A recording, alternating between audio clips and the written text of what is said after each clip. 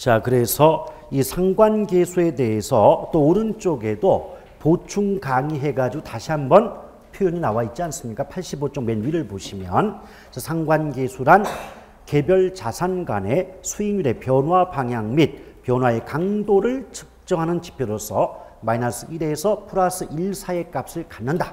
그런데 만약 수익률의 움직임이 같은 방향이면 플러스 값, 그래서 위험의 분산 효과가 작아지고 수익률의 움직임이 반대 방향이면 마이너스 값을 가지면서 위험의 분산 효과가 크다. 이때 위험의 분산 효과가 곧 포트폴리오 효과입니다. 그래서 한마디로 압축하면 이 내용들이 좀 어려우시면 지금은 기초니까 뭐만 좀 기억하자. 상관계수는 마이너스에 가깝다. 즉 상관계수 값이 작을수록 포트폴리오 효과는 커지고 상관계수가 클수록 포트폴리오 효과는 작아진다. 이 정도만 기억하더라도 일단 기초 수업 때는 충분히 효과가 있다라고 보시면 돼요. 그 다음에 3번에 효율적 전선, efficient frontier가 나오는데요. 요건 이제 묶어가지고 효율적 프론티어다 이렇게 출제하는 분들도 계셔요. 근데 개인적으로는 좀 앞뒤가 안 맞는 게 한글로 쓰려면 한글로 쓰든지 영어를 하려면 영어 하든지 한글과 영어를 섞어가지고 효율적 프론티어는 뭡니까? 자, 그런데 효율적 프론티어, 다른 말로 효율적 전선이라고 하는 것은 우리가 앞서서 평균 분산이라는 말은 들어봤죠. 그렇죠? 평균 분산 지배의 원리를 만족하는 투자점의 연결선을 우리가 효율적 전선이라고 하는데, 자, 평균 분산 지배 원리가 뭐였죠? 자, 예상되는 수익, 기대되는 수익이 같을 때는 위험이 가장 작은 걸 선택하고, 그렇죠? 또 위험이 같을 때는 예상되는 수익이 가장 높은 것을 선택한다는 게 평균 분산 지배 원리 아니었습니까? 그렇죠? 그래요, 안 그래요? 이제 그런 투자점을 연결한 선이 바로 뭐다? 효율적 전선이다 라고 보시면 되는데, 제가 그림을 한번 살짝 그려볼 테니까 이 그림만 잘 이해하시면 이런 문장 안 외워도 금방 알아요. 자, 한번 볼게요. 이런 그림이 있는데, 자, 위로 올라갈수록 수익률이 높아지고 오른쪽으로 갈수록 위험이 커진대요. 오케이? 자, 그럴 때 이렇게 세 개의 수직선이 있대요. 그런데 이 수직선은요, 모두 어디에 꽂혀 있어요?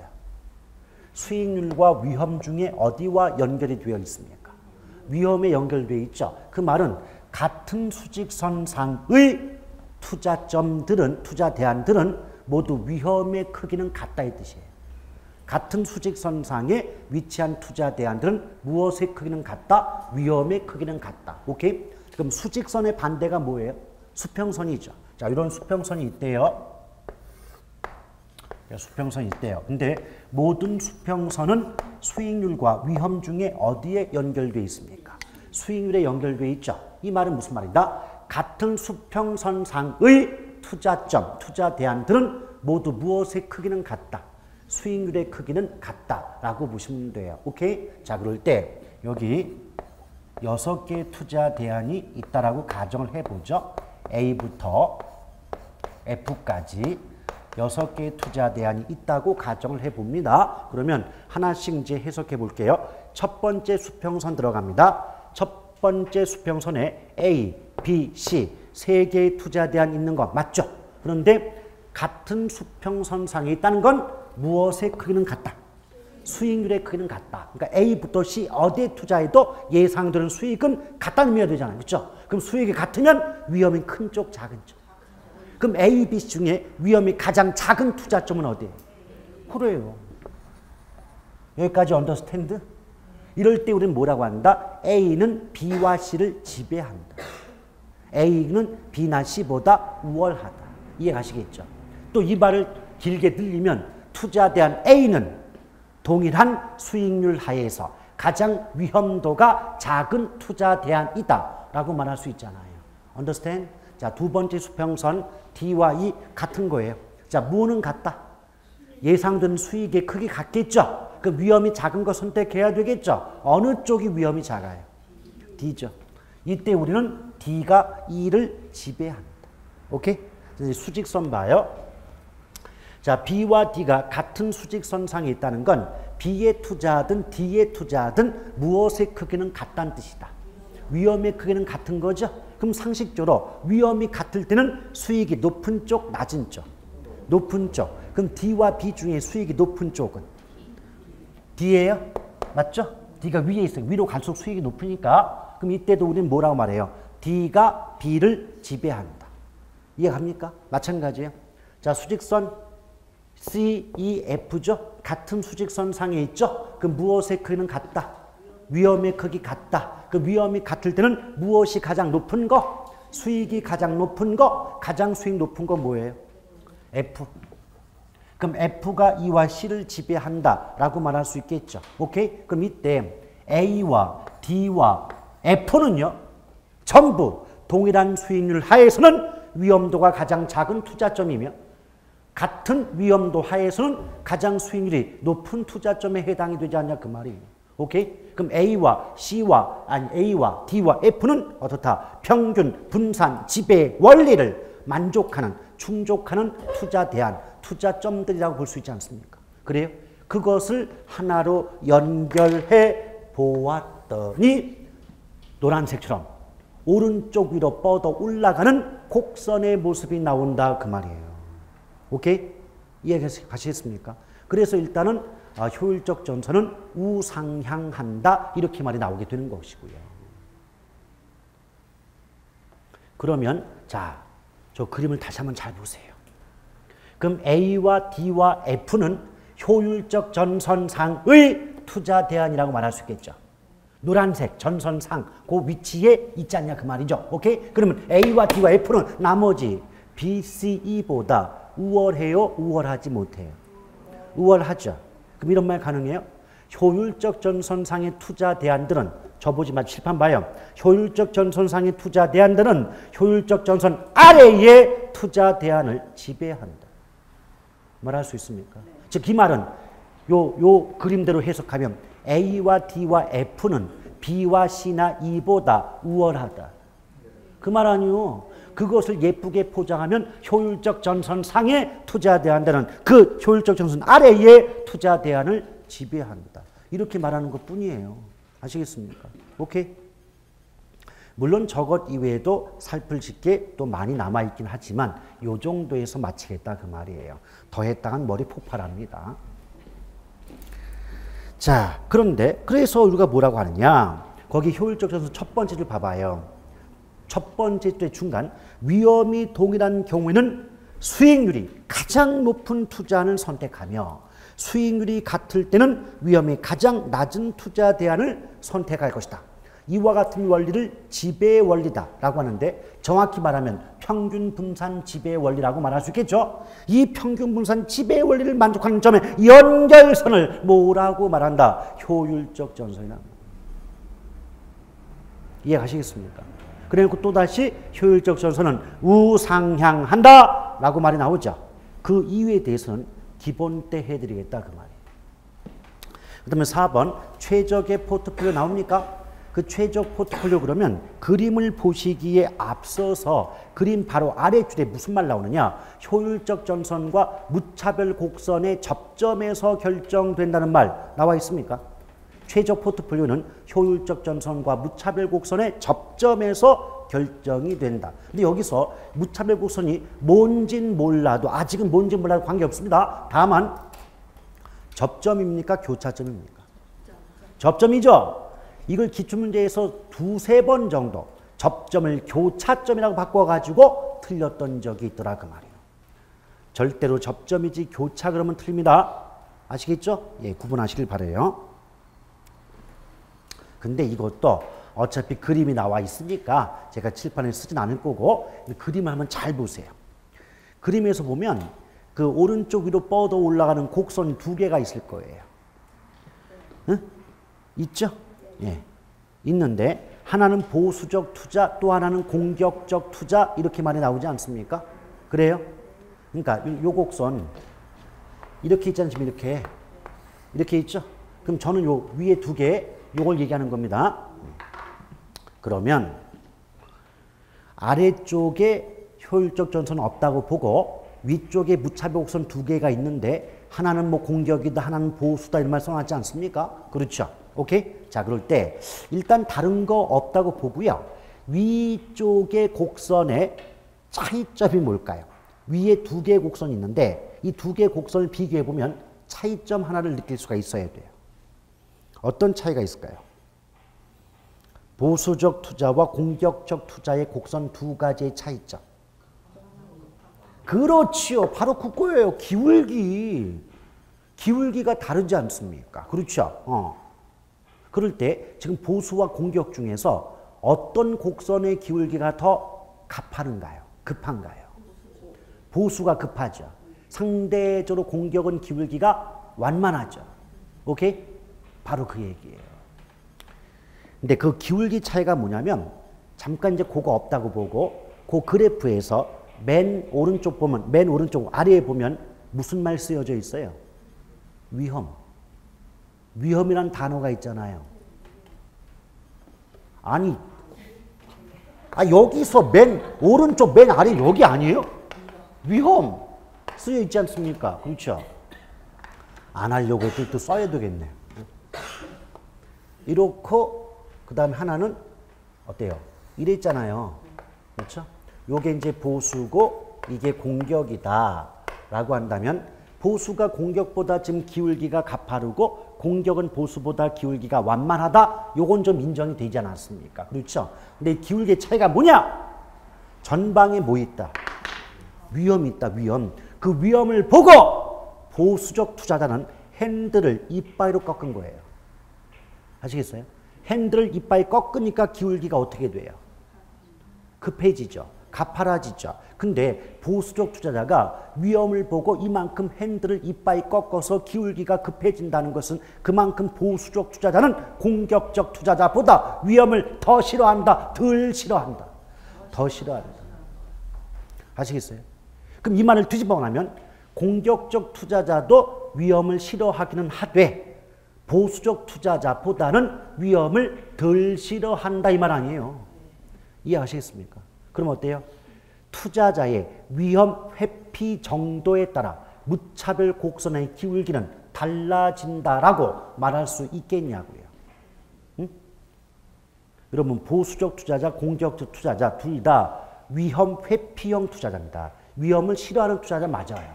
근데 위험을 싫어한다 할지라도 위험을 싫어하는 정도는 다르지 않느냐. 위험을 더 싫어하는 투자자를 보수적 투자자, 위험을 덜 싫어하는 투자자를 공격적 투자자라고 할 것 아니야 그 말이에요. 오케이? 그러면 보수적 투자자와 공격적 투자자는 일단 둘 다 위험 회피형 가급적 위험을 피하고자 하는 투자자이긴 하지만 보수는 공격보다는 위험을 더 피하고자 하고 공격은 보수보다는 위험을 덜 피하고자 한다. 이런 뜻 아니겠습니까? 오케이? 그러면 위험 회피 성향, 위험을 싫어하는 정도는 누가 더 커요? 보수가 더 크죠. 그만큼 기울기가 가파르다는 얘기예요. 이해하시겠어요? 그럼 뒤집어서 공격은 보수보다는 위험 회피 성향, 위험을 싫어하는 정도가 작죠. 그러니까 기울기가 상대적으로 완만한 모습을 보이게 된다 아니겠습니까? 그럼 이걸 합하면 뭐가 돼요? 투자자의 위험 회피 성향, 위험을 싫어하는 크기, 정도에 따라서 무차별 곡선의 기울기가 다르지 않냐 그 말이에요. 이해하시겠습니까? 그래서 결론이 뭐다? 보수는 공격보다 무차별 곡선 기울기가 더 가파르다. 그걸 기억해 달라 그 말이에요. 오케이? 그래 놓고 그 아래쪽에 효율적 전선과 그 무차별 곡선이 맞다는 접점, 이 그림에서는 A점, B점이죠. 그 A점, B점이 최적의 포트폴리오가 결정되는 지점이다 그 말이에요. 됐습니까? 예. 그래서 일단 결론은 뭐라고요? 무차별 곡선 관련해서 결론, 보수는 급하고 공격은 완만하다. 그 말은 투자자의 위험 회피 성향, 위험을 싫어하는 정도에 따라서 무차별 곡선의 기울기가 달라진다는 말 아니냐 그 말이죠. 여기까지 가시겠습니까? 예. 자, 그리고 이제 넘겨보시면, 자, 뭐 5번 해가지고 투자 결정이 준거 나오는데, 여기서는 뭐 지금 3번, 4번에 수년가나 수익성 지수 나오는데요. 이 3번, 4번은 아직 타당성 분석 방법을 안 배우셨기 때문에 지금은 해봤자 알 수가 없는 부분이고요. 다만 1번과 2번은 어때요? 특히 2번 같은 경우에 우리 저번 시간에 기대 수익, 요구 수익 해봤잖아요. 투자 대상으로부터 예상되는 수익이 기대 수익, 투자자 입장에서 원하는 수익이 요구 수익 그랬죠. 그러면 투자 대상으로부터 예상되는 수익이 투자자인 내가 원하는 수익보다 크거나 같으면 투자를 하겠지만 작으면 투자를 한다 안 한다? 안 한다가 되겠죠. 여러분 그런 말 나왔을 때 잘 이해가 안 가면 숫자를 한번 써보면 금방 돼요. 숫자를 쓰셔. 눈만 가지고 공부하는 건 공부가 아니니까 내 손이 가만히 있으면 그건 공부이다 아니다? 아니다예요. 자 보세요. 기대 수익과 요구 수익이 있는데 요구 수익이 누가 원하는 수익이다? 투자자가 원하는 수익 그랬잖아요. 그렇죠? 그럼 여기 A라는 상가가 있는데 내가 이 상가에 투자를 하잖아요. 그러면 이 상가로부터 10%의 수익이 예상된다. 이것이 기대 수익이라고 몇 번을 말씀드립니까? 오케이? 근데 투자자가 원하는 수익이 5%다. 나는 5% 이상이 나오면 투자한다. 마음 먹었죠? 그럼 이럴 때는 투자한다 안 한다?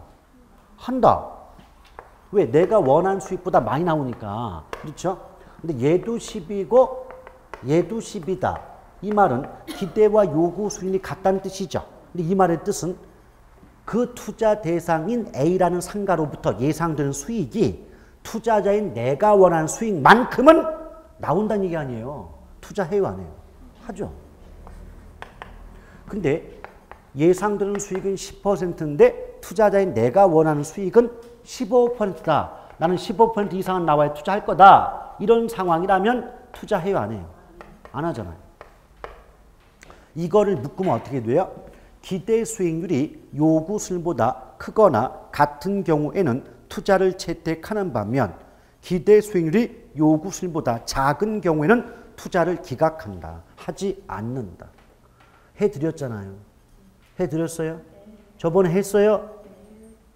또 한 번 반복하는데 왜 처음 드는 눈빛을 보냐 그 말이요? 복습 안 한 거예요. 복습은 제가 철저히 해달라고 했지 않습니까?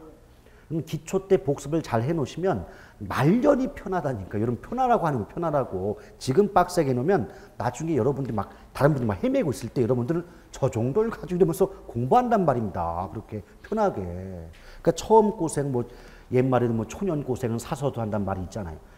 처음에 잘해놓으면 나중에 편해진다는 거였어요. 그리고 아까 제가 투자 가치는 투자자 입장에서 느끼는 가치라고 했잖아요. 주관적이다. 근데 시장 가치는 시장에서 거래되는 그 물건의 가격이라고 했잖아요. 그렇죠? 그럼 나는 어떤 물건을 볼 때 내 입장에선 10억짜리로 봤는데 가격 물어보니까 8억이래요. 싸죠? 산다고 했어요. 그럼 투자를 채택하는 거죠? 투자합니다. 근데 내가 볼 때 10억짜리로 봤는데 가격을 물어봤더니 10억이더래요. 그럼 어때요? 투자 가치와 시장 가치가 같죠? 그럼 어때요? 그 정도면 적당한 가격이다라고 생각이 들지 않냐 그 말이에요. 그럼 어떻게 돼요? 투자하겠죠.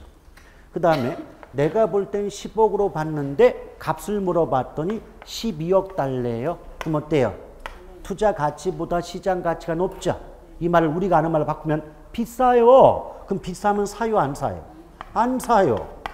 오케이? 그래서 투자 가치와 시장 가치 비교법을 우리가 아는 말로 바꾸면 내가 어떤 물건을 사고자 할 때 내가 바라볼 때 그 물건이 싸거나 적당하다고 느끼면 사겠지만 비싸다고 느끼면 산다 안 산다? 안 산다. 그게 투자 가치 시장 가치 비교법이에요. 아시겠어요? 자, 다시 한번 칠판 보시면서 투자 가치가 시장 가치보다 크다. 이 말은 싸다. 오케이? 투자 가치와 시장 가치가 같다. 적당하다. 그 정도 할만하다. 사죠? 근데 투자 가치가 시장 가치보다 작다. 이 말은 비싸다. 산다 안 산다? 안 산다. 아시겠습니까? 오케이? 그러니까 이것도 그냥 우리 쓰는 말로 그냥 싸거나 적당하다고 느끼면 그 물건을 구입하고 비싸다고 느끼면 안 산다. 해버리면 누가 못 알아듣겠냐고.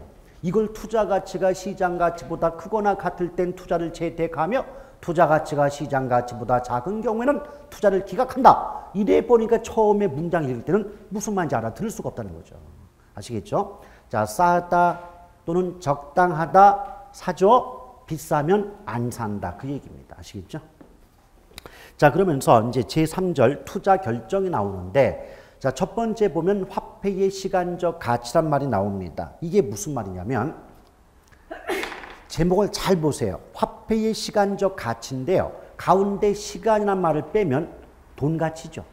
화폐 가치 아니에요. 그렇죠? 근데 여기에 시간자가 붙었다는 것은 돈의 가치는 무엇에 따라 달라진다는 뜻일까요? 그렇죠. 시간에 따라 달라진다. 아니, 단적으로, 우리 상식적으로도, 아니, 20년 전, 30년 전에 10,000원도 세종대왕이시고, 또 20년, 30년 지난 지금도 10,000원은 세종대왕이에요. 근데 세종대왕이 갖고 있는 그 값어치는 20년 전과 20년 지난 지금의 가치가 같아요, 달라요? 달라요. 여러분, 그거 기억나십니까? 제 옛날 기억으로는 이 재래시장에 1,000원짜리 한 장을 갖고 가잖아요. 그러면 지금의 그 어묵, 오뎅이라고 하죠. 지금의 오뎅과는 전혀 크기를 비교할 수 없는, 펼치면 이 정도 되는 오뎅, 이걸 접어가지고, 기억나요? 그게 오뎅 컸어요, 그때. 그래가지고 그런 오뎅에다 뭐 떡볶이, 순대를 배 터지게 먹고도 거슴돈을 받아왔던 기억이 있어요. 기억이, 제 생각하면. 근데 지금 저기 포장마차 가가지고 1,000원 주면 떡볶이 몇 개 줘요. 1인분이 2,000원이 1인분 2,000원. 그럼 1인분도 잘 안 팔 뿐 아니라 1인분 줘봤자 쌀떡볶이는 3개밖에 안 줘요. 튀김은 1개 반이에요. 2개 반인가 그렇고. 그러니까 이게 비싸졌다는 거죠. 결국 무슨 말이냐. 똑같은 1,000원이지만 돈 가치가 달라지지 않았느냐. 근데 왜 우리가 이 돈의 가치 차이를 배우고 알아야 되냐면 이유가 있어요. 자, 복습합니다. 투자는 언제 한다 그랬죠? 현재. 투자 시점은 언제나 현재인 거예요. 근데 수익은 투자와 동시에 발생한다. 일정 기간 후에 발생한다. 일정 기간 후에 발생하죠. 그럼 일정 기간 후라는 말은 과거, 현재, 미래 중에 미래입니다. 그럼 수익의 발생 시점은 미래이고 투자 시점은 현재란 말이에요. 그러면 그 수익은 장래 수익이고 투자액은 현재 시점의 투자액이라고요. 그러면 현재 내가 1억을 투자한다고 해서 1년 후에 1억 1,000이 나온다면 금액만을 비교한다면 어때요? 1억 투자해서 1억 1천 되면 1,000만 원의 이익이 나오겠다 싶어가지고 우리 입장에선 그 정도면 타당성 있네라고 투자를 결정할 수 있을지 모르겠지만 그건 잘못된 투자 방법이다 그 말이에요. 왜? 현재 1억 원의 가치와 1년 후 1억 1천만 원의 가치를 비교해 본다면 오히려 물가 상승률이 높은 경우에는 금액은 1천만 원 차이 나겠지만 돈의 가치를 따져본다면 1년 후 1억 1천이 현재 1억 원보다 실질 가치는 낮을 수도 있다는 겁니다. 오케이? 그렇기 때문에 정확한 투자 타당성 분석, 즉 나에게 정확히 수익이 얼만큼 남겠는가, 내가 투자할 만한 가치가 얼만큼 있는가 없는가, 이걸 따져보기 위해서는 금액만을 비교할 것이 아니라 실제로 그 돈이 가지고 있는 가치를 비교할 필요가 있지 않느냐. 이것 때문에 배우는 대목이 바로 뭐다? 화폐의 시간 가치다. 그래서 압축하면 수익의 발생 시점은 미래이고 투자 시점은 현재이므로 현재 투자액이 가지고 있는 가치와 장래의 수익이 갖고 있는 가치의 가치가 다르기 때문에 그 가치 차이를 비교해야만 정확한 투자 타당성 분석이 가능하게 되므로 화폐의 시간적 가치를 배울 수밖에 없더라 그 말입니다. 아시겠죠? 근데 여러분한테 만약에 누군가가 너 지금 20만 원 받을래? 내년에 30만 원 받을래? 그러면 뭘 선택하실래요? 지금 20만 원 받을 걸 선택하세요? 왜 그렇죠? 바로 그게 정답이에요. 돈 가치 이런 거 필요 없어요. 줄 때 받는 겁니다. 그렇죠? 예, 안 주면 어떡합니까? 줄 때 받는 거죠. 근데 그런 면이 또 예전하고 많이 틀려졌어요. 예전에는 어른들이 뭐 줘도 한두 번 사양하고 받았잖아요. 요새는 냉큼, 낼름, 바로 입말 푸기시죠. 근데 그만큼 세태가 좀 달라진 것 같습니다. 근데 저 같은 경우는 예전에 그 어릴 때, 고등학생 때니까 벌써 수십 년 전이겠죠. 그 당시에 제가 세뱃돈을 한 7, 80 받았으면 굉장히 많이 받은 거죠. 그때 저희 큰아버지께 돌아가셨지만은 경찰이셨는데, 경찰이 난 지금 이해가 안 가는 게 박봉인데 돈이 왜 이렇게 많았지? 경찰관 임금 봉급 얼마 안 되거든요. 근데 되게 돈이 많아요. 그리고 뭐 설날 때 가면은 창고 하나 전체가 뭐 선물 박스 그래가지고 경찰관은 돈 많이 버나다 싶었는데 나중에 알아봤더니 월급 얼마 안 되던데 왜 그런지 전 모르겠어요. 예. 어쨌든 근데 이제 이렇게 큰아버지부터 이렇게 저희 아버님 그 형제분이 팔남매. 근데 명절 때 팔남매가 다 모여. 다 모이는데 그 세배 또 어떻게 주냐면 팔남매 분만 주시는 게 아니고 그 배우자도 줘. 그럼 16분한테 받는 거, 16분한테. 16분한테 예컨대 3만 원씩만 받아 얼마예요? 48만 원이에요. 근데 거기서 이제 큰아버님이 5만 원을 투척했다. 경쟁이 발생합니다. 그 밑에 어린 것들은 이제 5만 원 이상을 또 내야 됩니다. 하다 보니까 나중에 계산해보면 한 뭐 70만 원, 80만 원 넘게 되죠. 넘게 되는데. 근데 받아본 기억은 있어도 써본 기억은 없어요. 그 어릴 때 항상 엄마가 뭐라 그러죠? 엄마가 가지고 있다가 더 부풀려 줄게, 더 많은 돈 줄게 하잖아요. 근데 그런 돈, 근데 그 부풀려 본 적이 없어요. 우리 엄마는 왜 개만 하면 깨져요? 개주가 중간에 막 도망치고. 근데 그 개를 우리 엄마를 믿고 들었기 때문에 다른 사람들이 우리 엄마는 개돈 타먹어본 적도 없고 전부 개돈을 이렇게 부어주는 그런 형국이 많이 돼 있었죠. 아, 갑자기 또 돈까지 따져보니까 그 생각이 나는군요. 네. 그런데 제가 좀 여쭤봤잖아요. 지금 20만 원 받을래요? 내년에 30만 원 받을래요? 그럼 지금 20만 원 받겠다는 게 일반적이잖아요. 이렇게 현재의 돈을 미래의 돈보다 좋아하는 것을 전문 용어로 유동성 선호라는 말을 씁니다. 거기 보시면은요. 여러분 87쪽 보세요. 87쪽에 세 번째 줄에 보면 미래의 현금보다 현재의 현금을 선호, 좋아하는 경향을 보일 때 이를 유동성 선호라 한다. 이렇게 말하고 있지 않습니까? 오케이? 제가 뭐 아무렇게 그냥 질문하는 거 같죠? 다 이유와 목적이 있는 거예요. 자, 그럴 때 그렇다면 돈 가치를 따져봐야 되는데 돈의 가치는 두 가지가 있다는 거예요. 미래 가치와 현재 가치 두 가지가 있어요. 이때 미래 가치를 두 글자로 줄이면 내가라고 하고 현재 가치를 두 글자로 줄이면 현가라고 해요. 근데 원래 리을자 붙여서 레가라고 해야 되는데 두음법칙상 리을 못 쓰잖아요. 그래서 내가, 현가 이렇게 말을 하는 거죠. 오케이? 자, 그런데 왜 우리 그런 경우 있잖아요.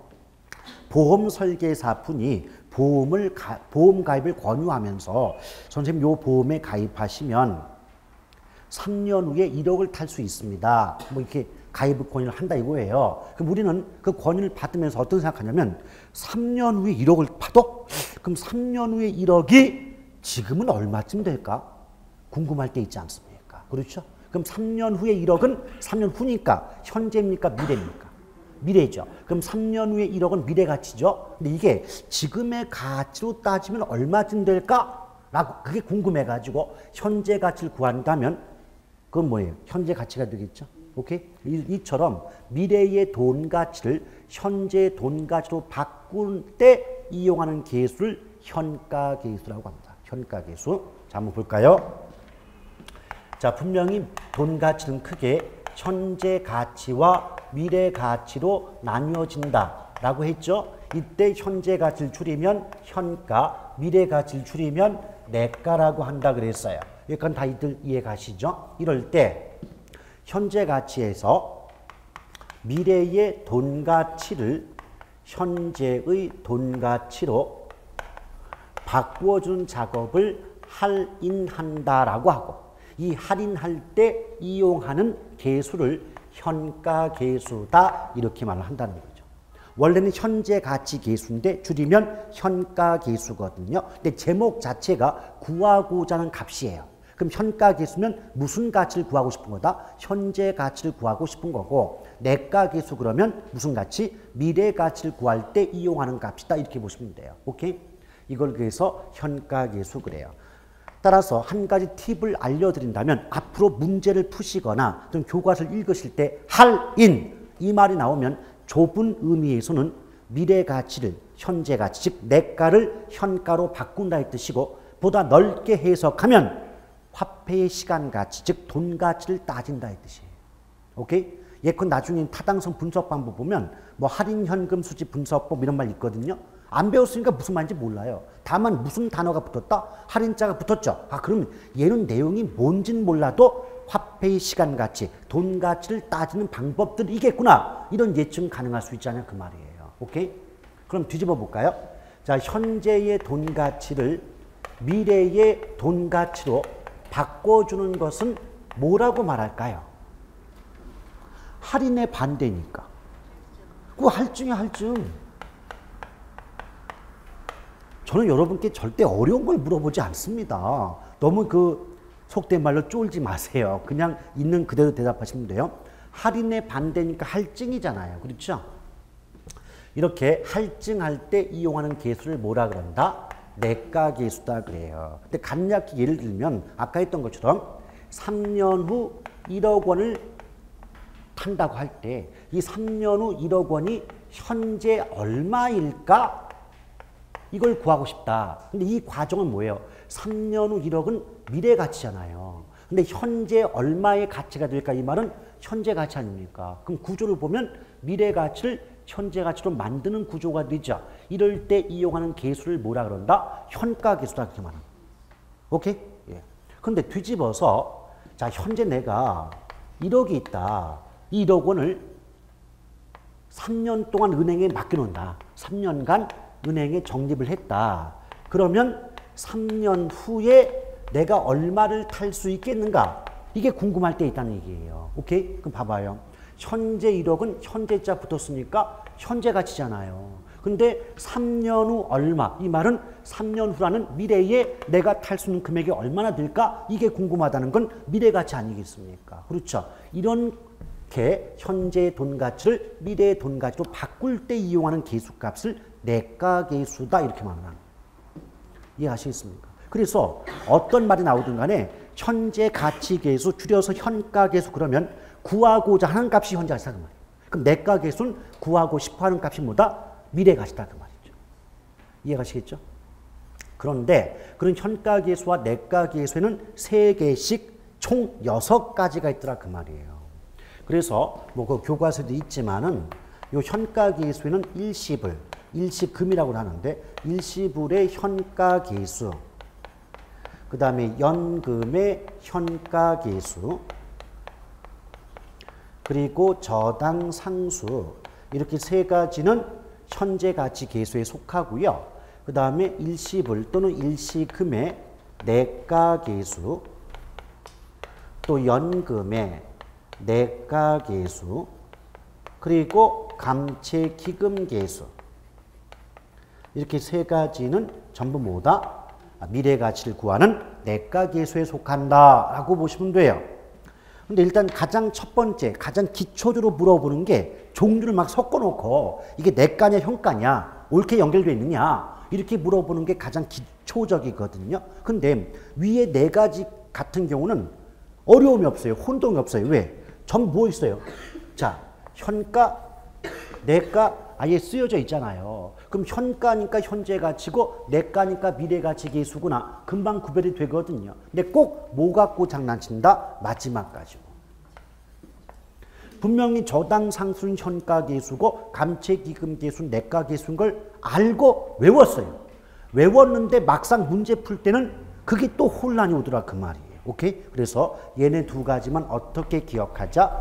현저 감내. 자, 현저 감내로 기억하십시오. 이게 뭐예요? 저당 상수는 현가 계수고 감채기금 계수는 내가 계수다 이런 뜻이거든요. 자, 저당 상수는 현가 계수 맞죠? 근데 감채기금 계수는 내가 계수에 해당하지 않습니까? 그러므로 현저 감내만 기억하면 나머지는 표현 속 자체에 현가, 내가가 있기 때문에 구별이 어렵지 않더라 그 말이죠. 됐습니까? 자, 그리고 2번째는요. 그 계수 상호 간에는 역수의 관계가 형성이 되거든요. 역수라고 하는 것은 성격 내용도 반대이지만 공식, 분모, 분자도 반대인 경우를 뭐라 그런다? 역수라고 하거든. 역수. 이때 일시불의 현가와 일시금의 내가가 역수관계에 있고요. 또 연금의 현가와 저당 상수가 또한 역수관계에 있어요. 더불어 연금의 내가와 감치기금 계수 또한 역수관계에 있다라고 보시면 돼요. 자, 역수관계는 기본 중에 기본이에요. 이게 지금 처음 해보니까 조금 혼란이 올 수도 있겠지만 자꾸 반복하다 보면 이 정도는 뭐 구구단 외우듯이 나올 수가 있는 부분이죠. 자, 일시금의 현가, 내가는 역수. 근데 조심할 건 일시금은 현가, 내가 역수지만 연금은 현가, 내가가 역수관계가 아니라는 거. 연금은 연금의 현가와 저당 상수가 역수고 연금은 연금의 내가와 감채기금 계수가 역수관계에 있다는 거. 요걸 구분해 주시길 바라겠습니다. 뭐 맛보기로 하나 말씀드리면 과거 기출문제에 어떻게 우리의 혼란을 유발한 적이 있냐면 제가 이제 어떤 것을 설명하고 나서 기출문제에서는 또는 교과서에는 이렇게 나온 적이 있습니다 라고 말씀드리는 것은 지금 당장 그 어려운 표현을 익혀라, 외워라 하는 뜻이 아니에요. 그렇게 나온 적이 있다는 것을 맛보기로 보여드리는 것이지 오 되게 어려운데 이러지 말란 말입니다. 그걸 누가 처음부터 알아들으라고 하는 게 아니거든요. 이렇게 나왔었다는 걸 소개할 뿐입니다. 오케이? 자, 조금 전에 제가 뭐라고 했어요? 연금, 자, 일시금은 현가, 내가가 역수인데 연금은 현가, 내가 역수관계 아니라고 했죠? 그렇죠? 이걸 가지고 우리의 혼란을 유발할 목적으로 출제자가 이렇게 낸 적이 있어요. 일시금의 현가 계수와 일시금의 내가 계수가 역수의 관계에 있는 것처럼 연금의 현가 계수와 연금의 내가 계수도 역수의 관계에 있다라고 문제를 낸 적이 있다 그 말이에요. 그럼 이 문장은 맞아요, 틀려요? 틀리잖아요. 그런데 분명히 수험생들 입장에서 외우실 때 일시금은 그러니까 일시금은 현가, 내가 역수다 외웠단 말이에요. 그럼 앞에는 맞았잖아요. 앞에는 맞으니까 그래 일시금이 현가, 내가가 역수니까 연금도 현가, 내가가 역수일 것 아니겠어? 라고 생각이 들게끔 문장을 만든다 그 말이에요. 아시겠죠? 그래서 구분하려면 정확히 구분하든 개념을 파악하면 개념 파악하든 둘 중 하나 해야지 어설프게 외우는 게 가장 부대뽀예요. 그게. 엄청 무서운 거예요. 그거. 자, 이렇게 보시면 되겠어요. 근데 거기 보시면 표가 있죠. 표. 근데 표를 보시면 말이죠. 여러분. 맨 그 왼쪽에 구분해가지고 공식들이 나열되어 있죠. 공식들이 6개 있지 않습니까? 어떻게 6개의 공식 어떻게 다들 외울 수 있는 어떤 자신감이 있나요? 자신이 없으면 생략하세요. 이 부분의 공식은 자신 없으면 신경 끄시라고. 아시겠어요? 자신 없는데 덤벼들었다가는 1년 내내 골아파 죽습니다. 그러니까 이 공식은 없다고 보시고 아예 상대 안 하는 게 상책입니다. 다만 그 중에서도 가장 간단한 거 미래가치 첫 번째를 보면 일시불의 내가계수 공식이 다른 거 공식보다는 간단하죠. 그렇죠. 1 플러스 R N승 나오지 않습니까? 그리고 현재가치도 그렇죠. 현재가치도 첫 번째 공식 일시불의 현가계수가 1 플러스 R N승분의 1 나오지 않습니까? 그게 가장 간단한 공식이에요. 그러니까 나머지 뭐 저당이나 감채기금이나 연금의 내가 현가는 공식이 복잡해서 어렵다 할지라도 반드시 일시불의 현가와 일시불의 미래가치 내가를 구하는 공식만큼은 기억을 해둘 필요가 있더라는 거예요. 여러분 역수가 어떤 관계죠? 여러분 역수. 예컨대 2와 역수는 뭘까요? 2의 역수는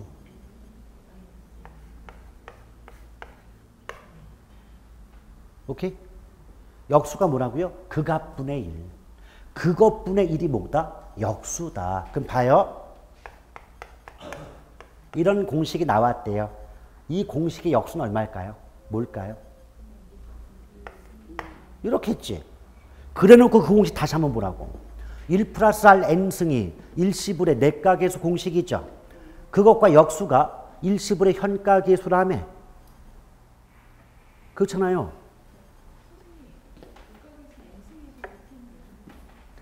N승분의 1이잖아요. 예.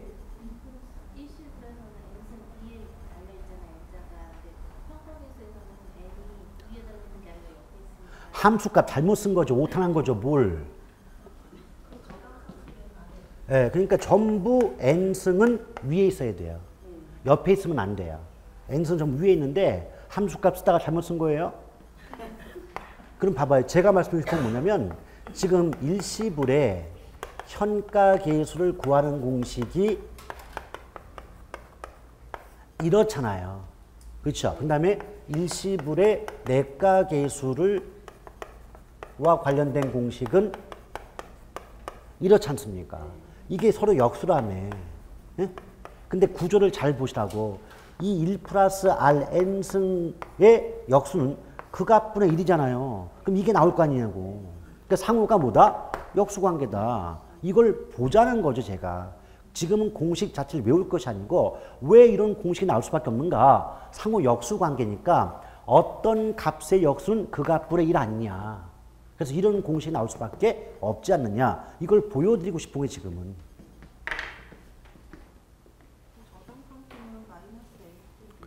예, 마이너스 n승도 위에 있어요. 마이너스 n. 아니 근데 제가 신경 끄라고 했잖아요. 그거 외우지도 못하고 외워봤자 문제 못 풀어요.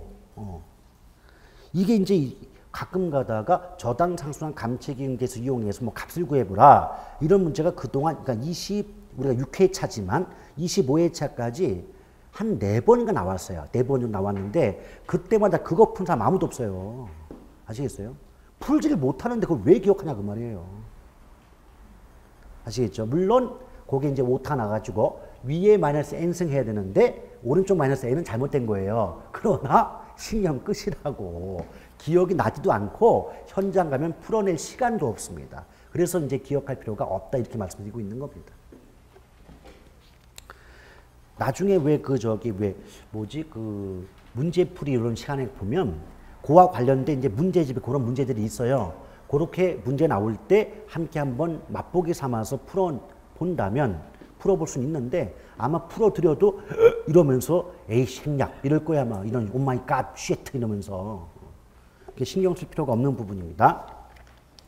자, 그 다음에 그 아래 보시면 부동산 투자 분석 기법.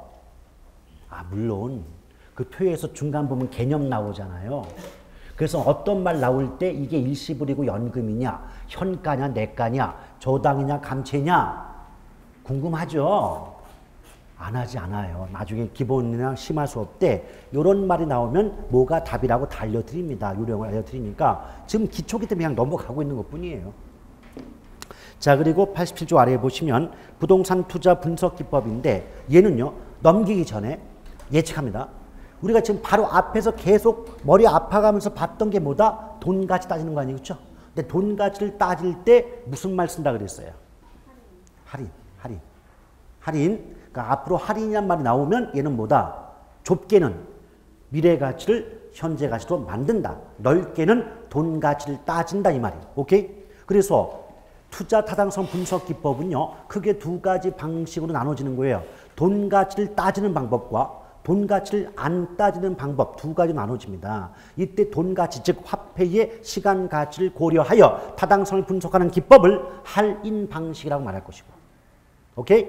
그럼 돈 가치 안 따지고 타당성 분석하는 기법은 돈 가치 안 따지니까 할인 비할인 방식 두 가지로 구분될 수가 있다는 거죠. 그래서 거기 보시면 첫 번째 줄에 자 87쪽 아래 2번 투자 분석 기법 첫 번째 줄 분석 기법에는 화폐의 시간 가치를 고려하는 할인 방식과 시간 가치를 고려하지 않은 비할인 방식으로 구분된다. 말 나오죠. 그럼 할인 방식은 뭐가 있느냐? 두 번째 줄의 오른쪽 수년가법, 내부순법, 수익성지수법, 비할인 방식에는 어림셈법, 비율분석법, 회수기간법 등이 있다는 말 나와 있지 않습니까? 그렇죠? 넘겨볼까요? 그럼 넘겼을 때 1번에 보면 할인현금 흐름. 자, 흐름이란 말은 항상 수지라는 말로 바꿀 수 있습니다. 그래서 할인현금 수지 분석이나 할인현금 흐름 분석이나 같은 의미로 사용이 된다라고 보시면 돼요. 자, 그럴 때 거기 첫 번째 줄에 무슨 말 나와 있습니까? 장래 예상되는 현금 유입과 현금 유출을 현재 가치로 할인하고 이것을 서로 비교하여 투자 타당성 또는 투자 여부를 결정하는 방법이다 라고 나와 있죠. 오케이? 의미는 어쩔 수가 없어요. 이게 할인 현금 수지 분석이란 말의 뜻 자체이기 때문에 어떻게 할 도리가 없습니다. 근데 하나를 좀 연결을 해준다면, 이렇게 파악을 해드린다면, 잘 보세요. 제가 항상 뭐 강조하죠? 제목 강조하죠. 뭐야? 자, 제목을 강조하는데, 제가 분명히 제목이 할인 현금 수지 분석법 이랬잖아요. 그렇죠? 근데 분명히 제가 아까 뭐했어요? 할인자가 들어가면 돈 가치 따진다, 안 따진다? 돈 가치 따진다. 그렇죠? 그러니까 첫 번째 의미는 뭐라고요? 현재 가치로 만든다. 현재 가치로 만든다. 두 번째 의미는 화폐의 시간 가치, 즉 돈 가치를 따지는다. 이렇게 해석한다라고 했잖아요. 그렇죠? 그래 놓고 현금 수지할 때 수는 수입이고 지는 지출이다 그 말이에요. 오케이? 그럼 어때요? 이때 수입과 지출은 모두 언제 수입과 언제 지출이다? 장래 예상되는 수입과 장래 예상되는 지출이다 그 말이에요. 오케이? 근데 장래는 미래죠. 그렇죠. 미래. 그 미래의 수입과 미래의 지출을 할인, 즉 무슨 가치로 만든다? 현재 가치로 만든다 그 말이에요. 오케이? 그럼 이걸 그대로 해석하면 자, 장래 예상되는 자, 수입은 들어오는 거죠. 들어오니까 유입이라고 말할 수 있잖아요. 유입. 그럼 현금 유입. 장래 예상되는 현금 유입과 이때 지출 비용도 언제적 미래, 장래입니다. 따라서 장래 예상 현금 유출에 자, 유출에 이것을 무슨 가치로 만든다? 할인하니까 무슨 가치로 만든다? 현재 가치로 만든다. 현재 가치로 만들어서 양쪽을 상호 비교하는 거죠. 상호 비교하여 투자할 만한 가치가 있는가 없는가를 판단하고 그래서 투자할까 말까를 결정하는 방법을 뭐라고 말한다? 할인현금 수지 분석법이다. 이렇게 표현합니다. 아시겠죠?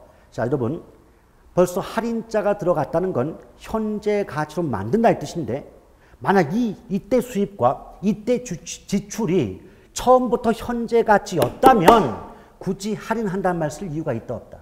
없어요. 이게 미래 가치였기 때문에 현재 가치로 만든다고 말할 뿐이지. 오케이? 처음부터 현재 가치라면 굳이 할인, 현재 가치로 만들 이유가 없다는 겁니다. 따라서 이미 할인자가 들어갔다는 것은 그 말 속에서 이 자체가 미래 가치인데 현재 돈 가치로 만들어줘야 되겠다는 의미가 내포되어 있다는 거예요. 그러니 이때 들어오는 수입도 미래의 수입이고 나가는 지출 비용도 미래의 지출 비용이다. 이걸 할인하니까 무슨 가치로 만든다? 현재 가치로 만든다 그 말이에요. 그래서 양쪽을 비교해서 투자할 만한 가치가 있는가 없는가를 판단하는 방법을 할인현금 수지 분석법 이렇게 말합니다. 오케이? 그럼 예쁘게 문장을 바꿔볼까요? 자, 개념은 어느 정도 이해 가셨다면 제가 문장을 바꿔볼게요. 할인현금 수지 분석법이란 장래 예상 현금 유입의 현재 가치와 장래 예상 현금 유출의 현재 가치를 상호 비교하여 투자 타당성을 판단하여 투자 여부를 결정하는 분석 기법에 해당한다라고 말이 나올 수 있다 그 말이에요. 오케이? 자, 그런데 팁을 하나 알려드린다면 요 말이 나오면 무조건 뭐다? 현재가 줄이면 현재가 지난 두 글에서 줄이면 현가라는 말이 붙어야지. 할인자가 붙어있는 문장 속에 내가라는 말이 나오는 순간 뒷말 읽어볼 필요도 없습니다. 무조건 틀립니다. 아시겠죠? 왜? 할인이란 말의 뜻이 뭐다? 현가다. 현가. 근데 현가로 만드는 방법이 할인인데 할인자가 붙는 문장 속에 내가라는 말이 들어가는 순간 그는 이미 문장 성립할 수 없다 그 말이에요. 아시겠습니까? 그래서 옛날에 기출문제 뭐가 쓴 줄 알아요? 얘네 둘 다 현재같이 만들어야 되겠죠. 오케이? 근데 한 7, 8년 전에 문제에 이렇게 말했습니다. 할인현금 수지 분석법이란 해놓고 장래 예상현금 유입의 현가와 장래 예상현금 유출의 내가를 상호 비교하여 타당성을 분석하는 방법이다 라고 나왔어요. OX. X 무슨 말 때문에?